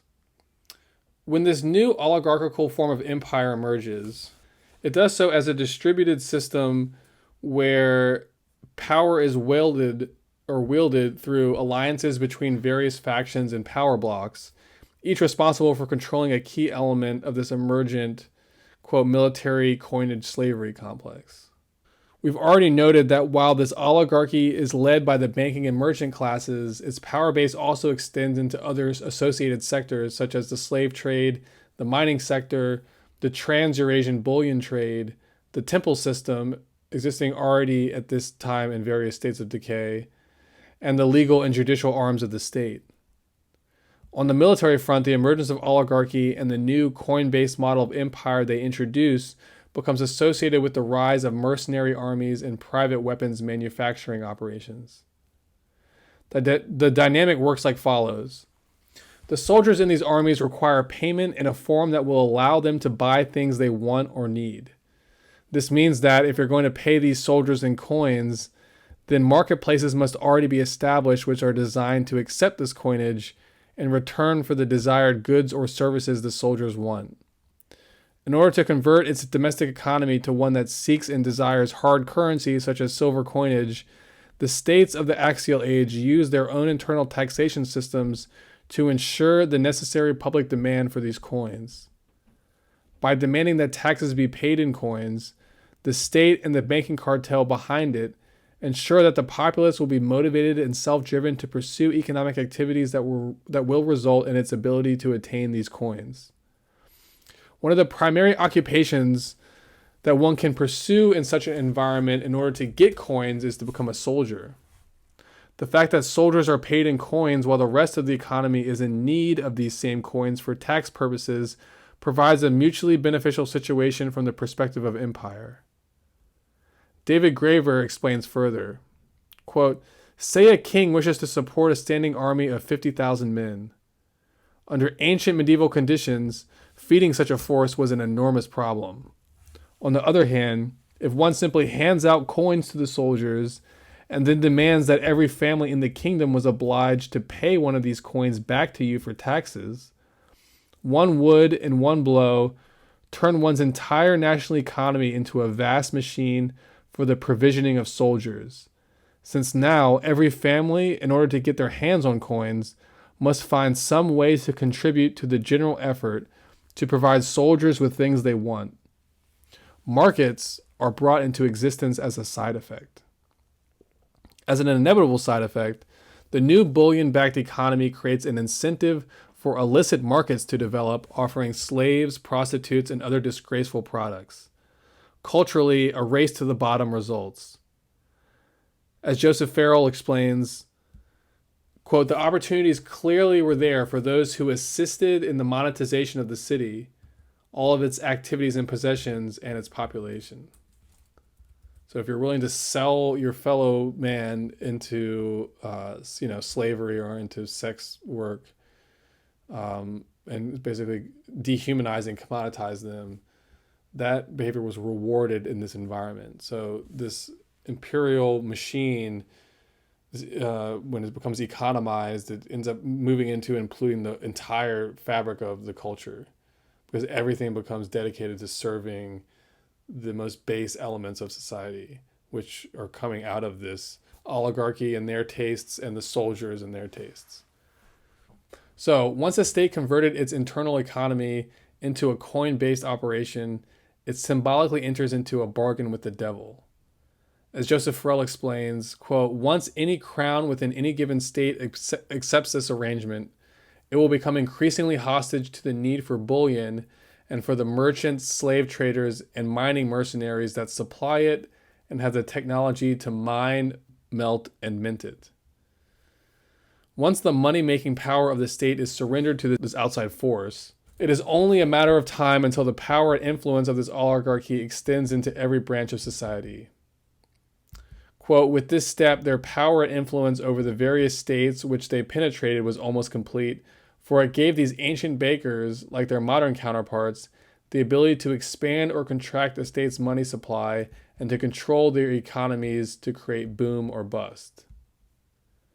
The banking oligarchy is able to position themselves to take advantage of the internal economies of warring states because they have already maneuvered to corner the market in three important industries adjacent to banking: mining, mercenary armies, and the slave trade. David Graeber describes how these elements interlink to form one mutually interdependent system. Gold and silver were acquired in war or mined by slaves captured in war. Mints were located in temples, the traditional place for depositing spoils, and city-states developed endless ways to distribute coins, not only to soldiers, sailors, and those producing arms or outfitting ships, but to the populace generally, as jury fees, fees for attending public assemblies, or sometimes just outright distributions.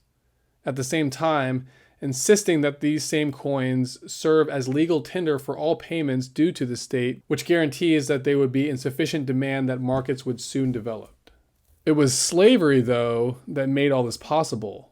Enormous numbers of people were being enslaved in many of these conflicts, and of course, many slaves ended up working in the mines, producing even more gold, silver, and copper.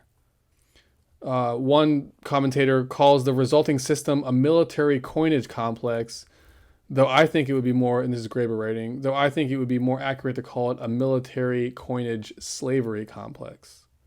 So it was one system, and it could only work by means of all these elements coming together, meaning the oligarchy could only maintain their extractive position over the rest of society by cornering the market essentially in these factors that interface with empire and war, which is slavery, coinage, mercenary armies, weapons manufacturing. So zooming out, a simple pattern becomes clear. In order for warring states to take advantage of mercenary armies privately financed by the oligarchy, they need to first agree to transform their internal economies into the debt-based hard currency regimes favored by this same banking class. David Graeber elaborates, the existence of markets was highly convenient for governments, and not just because it made so much easier for them to provision large standing armies. By insisting that only their own coins were acceptable as fees, fines, or taxes, governments were able to overwhelm the innumerable social currencies that already existed in their hinterlands and to establish something like uniform national markets. These type of uniform coin-based markets appear simultaneously across China, India, Mesopotamia, and the Mediterranean. Not coincidentally, these are the same regions that historians find the emergence of private mercenary armies. David Graeber observes the overall pattern. If we look at Eurasian history over the course of the last 5,000 years, what we see is a broad alternation between periods dominated by credit money and periods in which gold and silver came to dominate. Why? The single most important factor would appear to be war. Bullion predominates above all in periods of generalized violence. And that violence is captured in this idea of the military coinage slavery complex. So that was the tool, that's the method of the oligarchy that emerges in the axial age. So the next section is called The Rise of Oligarchy and the Birth of Philosophy. So the rise of oligarchy and the birth of philosophy. So now we're going to be integrating these two concepts of the axial age and synthesizing them together. These two things that both emerge simultaneously in this era, which remain factors for us today, going down to today. As we covered in the previous section, a new model of empire, the military coinage slavery complex, entered the world stage at the beginning of the axial age. It emerged at almost the exact same time, the 6th century BC, as did the coming of the great philosophical schools of the age, including those founded by the sages Pythagoras, Gautama Buddha, and Lao Tzu. David Graeber writes that, quote, coinage appears to have arisen independently in 3 different places almost simultaneously. On the Great Plain of northern China, in the Ganges River Valley of Northeast Asia, and in the lands surrounding the Aegean Sea, in each case roughly between 600 and 500 BC. This wasn't due to some sudden technological innovation. The technologies used in making the first coins were, in each case, entirely different. Rather, it was a social transformation. This exact time period, in these exact same locations, saw the emergence of the world's first public-facing schools of philosophy. Thus, alongside oligarchy, we find emerging philosophy. To take a particular example, in the Grecian states, Pythagoras and Plato emerged to found the first schools of philosophy in the Mediterranean region. At the exact same time, this region falls into the type of imperial oligarchical pattern described above, with coinage, slaves, mercenary armies, and everything in between. So you have a high and a low, or 2 extremes coming at the same time. In both cases, with the co-emergences of oligarchy and philosophy, a significant institutional transformation is taking place, one that signifies the death of an old order and the coming birth of something new. In the case of philosophy, it rises just as the ancient religious institutions of antiquity, the pagan religious order, were dying out and transitioning into a new form of expression, one which would blossom in the coming millennia through the vehicles of Christianity, Islam, and Buddhism. At the same time, alongside the decline of ancient religion, comes the decline of the ancient mystery schools that were embedded within the old temple priesthoods. Philosophy arises just in time to be passed the torch of esoteric knowledge so that it may carry its light forward into the next age. In the case of oligarchy, we find this sociological pattern emerging at the end of a very old pattern of monarchical rulership, which was dying out because it proved to no longer be tenable due to the geopolitical and social complexities of the axial age. This older pattern suffered from its own evils and is not necessarily bad that an alternative pattern, a more pluralistic one, which is what oligarchy represents, that it be given the space to grow and develop. Zooming out, we find a clear link between the co-emergence of these 2 social transformations. Philosophy emerges out of the mystery schools at the exact point when the collapse of the old institutional order begins to take place. Again, this is around 6th century BC, the beginning of the axial age. So philosophy emerges out of the mystery schools at the same time that this oligarchy is about to run rampant on Eurasia and destroy all these civilizations over the course of the succeeding centuries. So in destroying those civilizations, it also destroys the religious institutions of those civilizations and the mystery schools which were embedded in those religious institutions. So a whole new order is about to be born. And so right at the end of the old order, philosophy emerges, and it emerges in sort of a primitive form. It's not fully born out of the mysteries, but by the time the new world order emerges at the end of Aries and the beginning of Pisces, philosophy is now ready to take on the esoteric doctrine from the mystery schools and to carry it forward into the new age. That's sort of my thesis. So the wide-reaching institutional destruction that the military coinage slavery complex brought on spread rapidly, infecting practically the whole Eurasian theater from the Mediterranean to China. While the old order would die out due to the parasitic behavior of the oligarchical class, philosophy would survive and evolve over the course of succeeding millennia. The relationship between the two may explain why the ancient temples and priesthoods were involved in promoting markets and the use of new financial instruments during the axial age. Because for the finance-based oligarchical empires of the axial age to work, the participation of the temples as treasuries and mints was required. The question then becomes why the ancient priesthood would have participated in enabling the actions of empire. I can think of two possible explanations. Again, this is just my theory. So why do you see this link between these empires and the priesthood and the temples? So we're going to be considering the fact that the priesthood and the temples were not in the same state as they would have been in the glory days, in the sense that they were experiencing their own inner decline. And so that inner decline is represented in the fact that they would have participated in the system. And then there's another theory that I'm also going to explain. So let's look at these two theories. So the other theory that I haven't mentioned yet is that the priests looked at these new economic instruments as vehicles of the Dharma, as the Buddhists would say, or the vehicles of the law, meaning that they represent important catalysts for stimulating the evolutionary unfoldment of the species. The priesthood facilitated the use of money as a means of moving civilization into a higher state of complexity, while also hastening the destruction of the old monarchical order in the process. So those would have been things in the interest of the priesthood.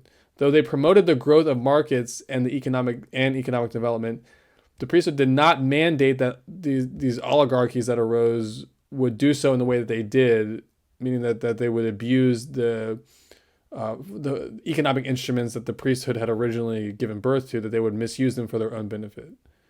But what I'm basically describing is that the priesthood seems to have had an interest in the sort of death rebirth process, and would have understood that the move into the Piscean age was going to represent inevitably a new order emerging. And so in sort of this idea of why the priesthood would have participated in the system, they did so, or they would have done so because it was necessary to enhance social complexity and to bring about the death of an old order and the beginning of a new. And so in this view, one might say it was the karma of man that this collapse happened, and not a situation that the priesthood was deliberately causing. So anyway, that's one reason I can think of why they would be involved. The second is that the temples involved with the oligarchy had already become corrupted, and the priests doing the minting of their coins were not of the same philosophical class as the ones who existed during the heyday of the mystery schools. So we should remember that throughout the axial age period, we find a gradual decline of the pagan institutions of religion. And alongside this decline is the gradual departure of the esoteric schools from the ancient temples, and in which point they moved to philosophy.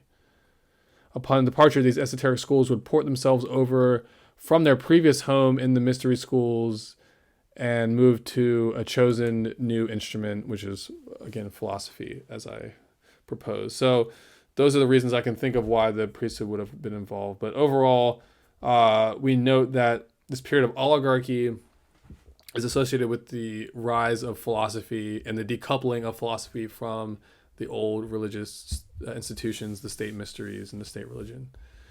So that's the end of this section. And then now we're going to be moving on to the final section of this chapter called The Axial Age and the End of Pagan Civilization. The expand or die model followed by the oligarchical empires of the axial age perfectly embodies the attributes of a parasite. In order for the military-coined slavery complex to perpetuate its existence, it must occupy a variety of hosts in order to claim and feed off their energy and resources for itself.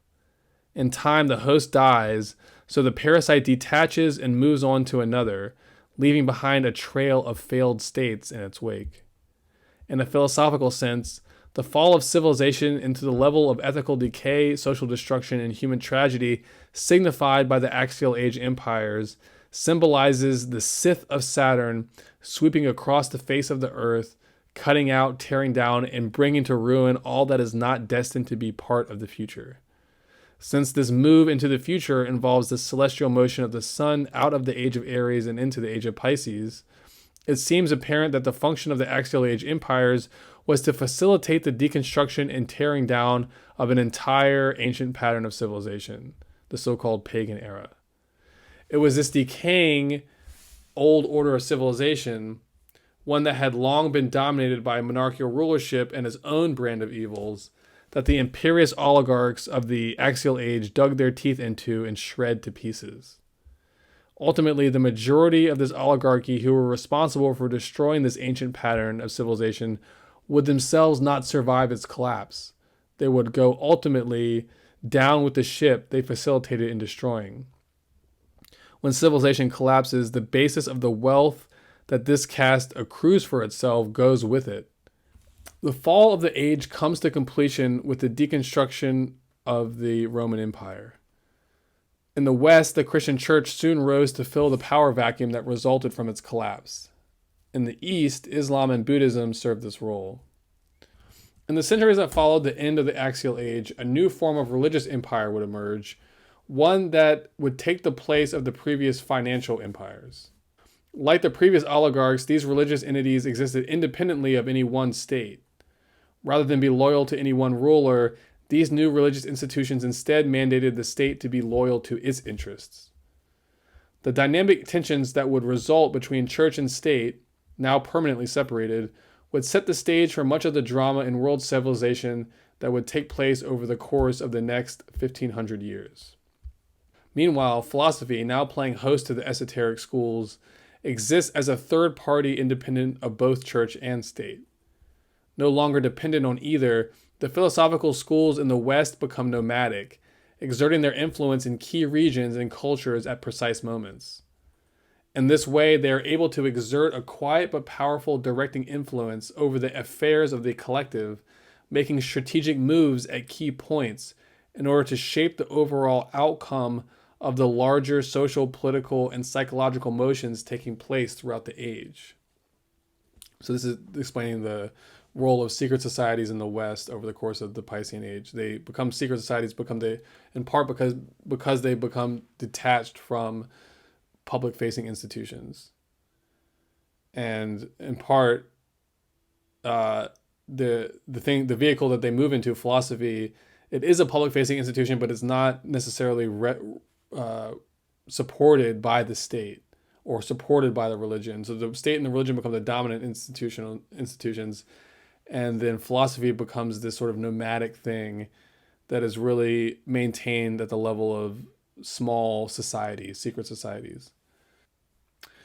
So it's interesting to note, at the very end of the Axial Age, a third type of empire develops, a very short-lived one. So this is not the empire of the first River Valley civilizations, and it's not exactly the empire of the oligarchs. It's a third type, and it sort of comes in and flames out relatively quickly, but it leaves a big impact. So the third type of empire is one that forms from the collapsed remnants of a decaying oligarchy-controlled civilization. Here, a charismatic leader arises, unites divided armies, reestablishes the old financial economy of the previous empire, and directs the state toward the mission of imperialist expansion. So right now it doesn't sound so different. But what is noticeable about this stage of empire, this late stage empire that develops, is that it is strongly driven by a social and political mission that is primarily ideological in nature. So this doesn't exist before. So in particular, in the case of Asoka in India and Alexander the Great in the Mediterranean, we find two emperors who were also converts into the philosophical school of their time. Asoka being a convert to Buddhism, and Alexander one of Aristotelian and Platonic philosophy. In the case of Asoka, he was a Buddhist convert whose political convictions strongly influenced the direction of his empire. He spread Buddhist teachings far and wide throughout India and the greater surrounding region, while simultaneously seeding other key institutions of civilization into peripheral regions where city life was only starting. So these empires served to spread far and wide these new philosophical movements, and these new movements would in turn in the next age become the seed of these popular religious movements. The new religions sort of became seeded during this late stage empire. So summarizing the career of Asoka, Manly Hall writes, quote, "The early career of the great Indian emperor Asoka, who lived from 273 to 231 BC, was concerned with those strategies and conspiracies nearly always associated with the rise of Eastern rulers. He certainly united his empire by the usual methods of destroying his enemies and discrediting their policies. Asoka was only a lad during these crucial years, and by the time he reached maturity, his conscience was sorely troubled as he contemplated the costs of empire in terms of human misery. He came under the direct influence of enlightened Buddhist teachers and made public acknowledgement of his sorrow and regret for all the misfortunes that had come to his subjects as the result of his ambitions. He dedicated his life to works of peace, scholarship, and religion, and was ordained as a monk, putting on the yellow robe of the order. Hall continues, noting the remarkable legacy left by Asoka. Asoka extended the influence of Buddhism into Ceylon and Burma, and is believed to have dispatched missionaries to Syria, Greece, Egypt, and remote insular regions. The appearance of Oriental doctrines in the cultures of these areas may be traced largely to Asoka's zeal. He combined wonderful skill in leadership with saintly dedication to human service. It was largely due to Asoka's influence that Buddhism became one of the world's most widely disseminated religions. A few decades earlier, in the Mediterranean, we find the legendary Alexander the Great playing a similar role in terms of seeding the philosophy and other institutions of culture into the greater Eurasian region. Sweeping down from Macedonia to conquer and unite the Greek states and spread their culture and empire out into the greater surrounding regions. Alexander, like Asoka, was explicitly driven by philosophical motivations. Richard Tarnas summarizes the historical significance of Alexander's reign. Quote, just when the Greek intellectual achievement had reached its climax during the 4th century BC with Plato, Alexander the Great swept down from Macedonia through Greece and onward to Persia, conquering lands and peoples from Egypt to India and creating an empire that was to encompass most of the known world. Tutored by Aristotle as a youth in his father's court, and inspired by the Homeric epics and Athenian ideals, Alexander carried with him and disseminated the Greek culture and language throughout the vast world he conquered. Thus, Greece fell just as it culminated, yet spread triumphantly just as it submitted. As planned by Alexander, the large cosmopolitan cities of the empire, above all Alexandria, which he founded in Egypt, became vital centers of cultural learning, in whose libraries and academies the classical Greek inheritance survived and flourished. Inspired by a vision of mankind's universal kinship beyond all political divisions, he attempted to bring about such a unity, a massive cultural fusion, by means of his immense military ambition. After his early death, however, Alexander's empire did not hold together. Following a long series of dynastic struggles and shifting sovereignties, Rome emerged as the center of the new empire, with both its focal point and its outlying regions now further west. So in these two examples, we find the institutional architecture of the oligarchy being temporarily leveraged by a charismatic military ruler in order to create an empire. But unlike those of the oligarchies, the motivation behind these late-stage empires was not primarily financial. Instead, they were inspired by a sense of religious and philosophical idealism on the part of the ruler. The implicit aim of these late-stage empires was to leverage, for one last go, the institutions of empire in order to spread the key institutions of civilization into the peripheries of Eurasia. This served to seed civilization into the dark regions where more primitive chiefdom patterns were still existing. It was as if the collective body of mankind was being raised so that large regions would be elevated into a common state of institutional development at the same time. Only once these seeds had been planted throughout the main corridors of Eurasia did the age of Aries finally come to an end, with the age of Pisces dawning in its place. And remember, this takes place around 325 AD. Geographer Felipe Fernandez Armesto summarizes this situation, noting how right as the axial age was ending, with one final push of empire, the seeds of civilization were spread throughout Eurasia. After Alexander, quote, the Roman Empire carried Greek science and philosophy into Western Europe. Buddhism became a state ideology in the first empire to cover almost all of India. The Chinese Empire became a growing arena in which Buddhism, as well as native Chinese thought, spread within and across China's widening borders.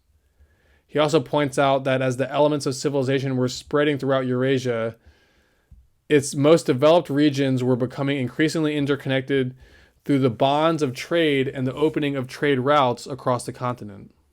The Axial Age and pagan civilization as a whole comes to an end between the 4th and 6th century AD.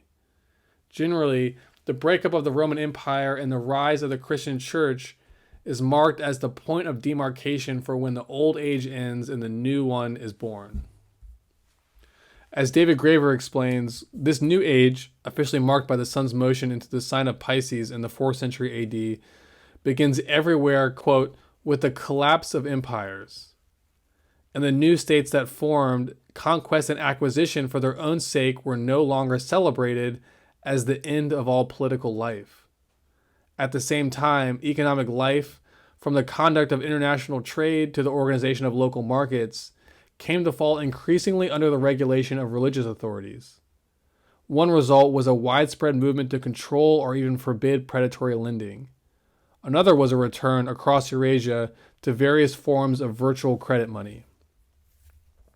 While it is true that art, culture, and learning died with these empires, quote, for most of Earth's inhabitants, it could only be seen as an extraordinary improvement over the terrors of the Axial Age.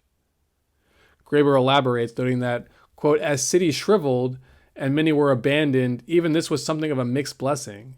Certainly it had a terrible effect on literacy, but one must also bear in mind that ancient cities could only be maintained by extracting resources from the countryside.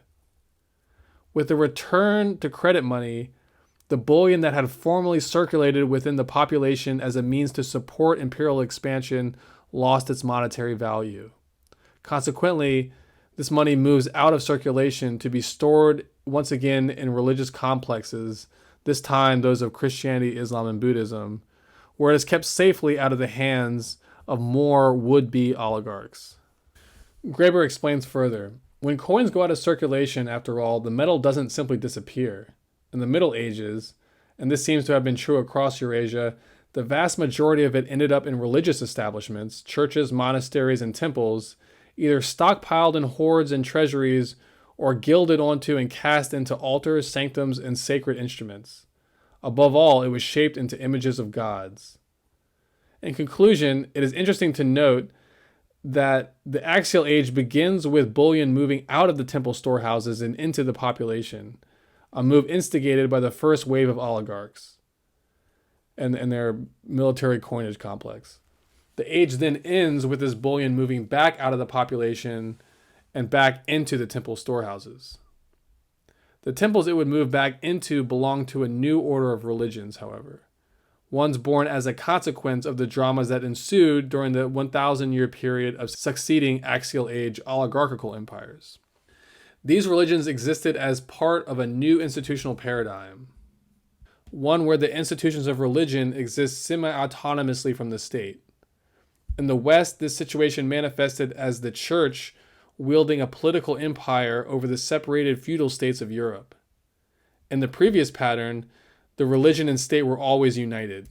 Now, they often were in open competition with each other. We might note that the widespread popularity of the new religions that arose at the end of the Axial Age comes with their promise to end the weaponization of finance by banning usury, eliminating coinage from circulation, and regulating commerce. For a long period, they succeeded. But in the later half of the Piscean Age, gradually an alignment of political and economic interests forms and manages to reestablish hard currency-based empires throughout Eurasia, a process that culminates in the British Empire and its mandate of the pound sterling as the reserve currency of the world. It was in the heartland of Axial Age empires, the Mediterranean, that the great Athenian sage Plato was born. It is to him and his teachings on the philosophy of government that we now will turn in part 2.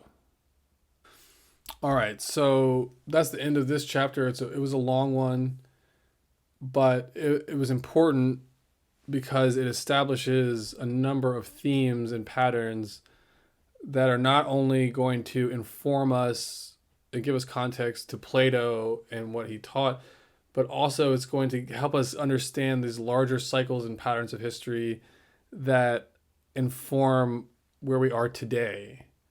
So you can see, if you're someone who follows like the history of the Federal Reserve and the U.S. sort of financial empire, that these themes of oligarchy and debt and economic enslavement and the collapse of empires and the sort of fall into materiality and secularization of the law, that all these themes that played out then are still with us today. So the empires that succumbed to these evils did not overcome them, they fell. And so the idea is, factoring in a reincarnation concept, is that the soul of people in those fallen empires must still work through the failures that led to those empires, meaning that they must incarnate or reincarnate in a future age, a future cycle, where once again their themes can be expressed but in a new form. And then gradually, as the forms change and evolve, these themes are given a new opportunity to be addressed in a constructive way. And in this way, collectively, mankind will ultimately evolve past these tendencies of empire and sort of social decay and materiality. So these trends that we see culminating in many ways in our current moment, in our current state of civilization, and in the sort of decline of Western civilization and the decline of American empire, and the all these things have a sort of parallel in the axial age, and in that way, we're setting the stage for us to be able to really learn something from Plato that can very tangibly be applied to us today, because we, like the Greek states and like the other empires of these past eras, we are also facing the blend of challenges that has previously led to the destruction of empires and of civilizations. But now we're at a stage of global civilization, of being on the cusp of a global civilization. So these patterns make it seem evident that just like the axial age empires were being prepared to collapse before a new rebirth, which we see in the age of Pisces, it seems as though our institutions are also being prepared for a collapse, with a new paradigm emerging, a new order emerging as a result. And it seems like no mystery that this new order, the characteristic of it is a global order. So these are all things that are going to be discussed over the course of this series. And so I wanted to take the time and go into detail to establish the foundations of these things. And as we will see, these this motion into empire and to debt and materiality and secularization, there's other patterns that factor into this, that connect this time period with today.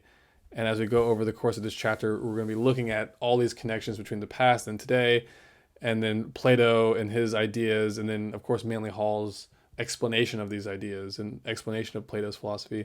That's going to serve as the synthesis. So it's going to help bind the past and the present, and to understand what we need to do today to overcome that which in the past those civilizations were not able to overcome. And we're going to look at what's different today that perhaps allows us to succeed where in the past we have failed. So anyway, that's the presentation for today. That's the article. Thank you for sticking with the podcast if you got this far. And don't forget, the article is available to read for free on my Substack, and I hope you'll check it out. Thank you very much, and stay tuned for part 2, which is coming up soon. God bless.